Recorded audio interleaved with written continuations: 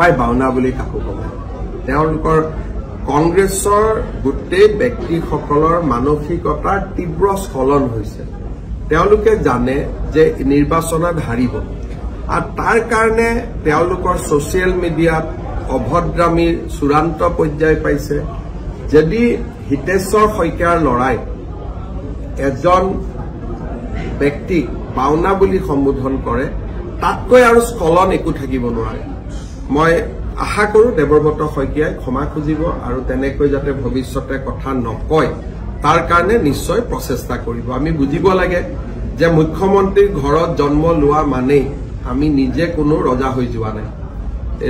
আমি ৰজা আনবিলাক প্ৰজা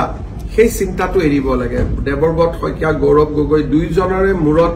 এই চিন্তাটো বহুত সোমাই থাকে যে আমি ৰজা সোণৰ চামুচ লৈ জন্মিছো গতিকে তেওঁলোকে সকলোকে যিকোনো ব্যৱহাৰ কৰিব পাৰিব এই চিন্তাধাৰাৰ পৰা তেওঁলোক আঁতৰি আহিব লাগে